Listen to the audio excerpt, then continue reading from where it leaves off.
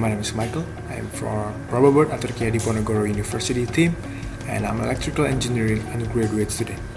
As an electrical engineering student who also serves as a vice leader in this team, I must fully understand the whole electrical and navigation system of our boat.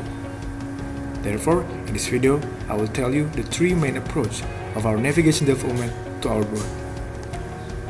The first approach is, I will tell you the brief overview of one of our navigation subsystem, which is the sensor optimization. And the second approach is the utilization of the sensor behind our proposed strategy. And lastly, the third, I will tell you the trial that has been made to test the sensor in two different tasks.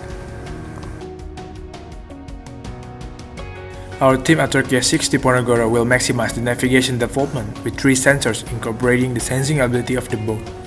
The first sensor that we use is GPS, or Global Positioning System. GPS used in this boat is GPS here too. The sensor will allow the boat acquiring its latitude and longitude point in real time. The second sensor is magnetometer, also known as compass. The sensor is built and integrated in our main controller, Pixhawk PX4. By sensing the Earth's magnetic field, the sensor will update information on the heading of the boat. Lastly, the third sensor is the accelerometer. The accelerometer will sense and measure the acceleration force acting on the boat in order to determine the boat's position in space and monitor the boat's movement. By combining these sensors, a good navigation solution will be achieved to track the desired waypoint for the boat.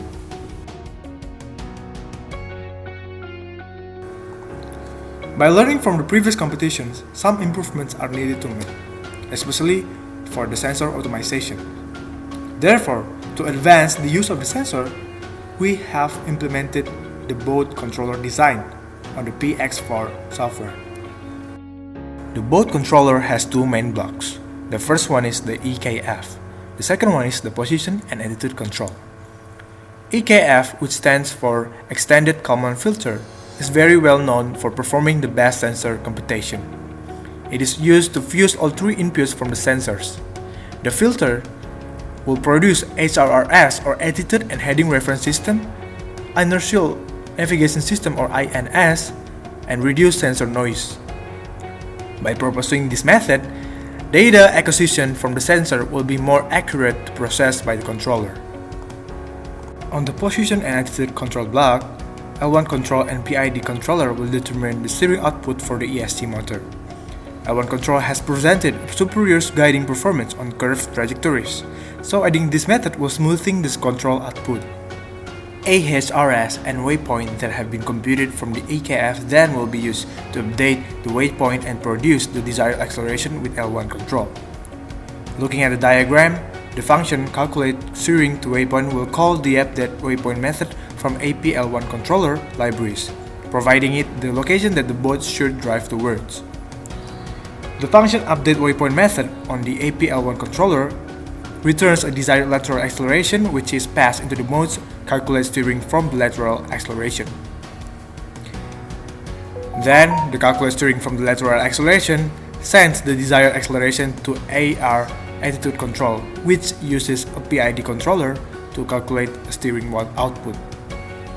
Finally, the steering output is sent into the ESC motor's library using the set steering method and will make the boat stays in the desired trajectories. So, using these couple improvements from the sensor optimization, Aterkia 6 Diponegoro will undoubtedly perform better than the last team. In this section, we have made some trials to test the sensor, both mandatory navigation channel and speed gate challenge. In the mandatory navigation channel, the boat must navigate autonomously between the gates without touching any of the buoys. By looking at the footage, it is shown that the boat autonomously navigates 6 feet from the gate, and by placing the several waypoints, the compass, GPS, and accelerometer automatically sends the navigation information and update the changes. This information will be helpful in the L1 control and PID controller to change speed and acceleration so the boat can stay on the desired path. Furthermore, Based on the GPS data on a graphic user interface, the EKF algorithm proposed in the strategy has successfully made the navigation information accurate. It makes the boat track the actual waypoint smoothly.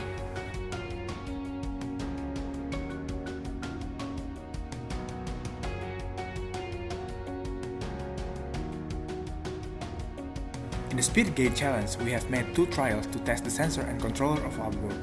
In the first trial, the sensor has sensed the navigation information accurately, but some oscillations occurs in several trajectories. It is mainly because of the change parameter affected by the water wave. Thus, in the next trial, we have made some improvement by tuning the PID controller of the boat.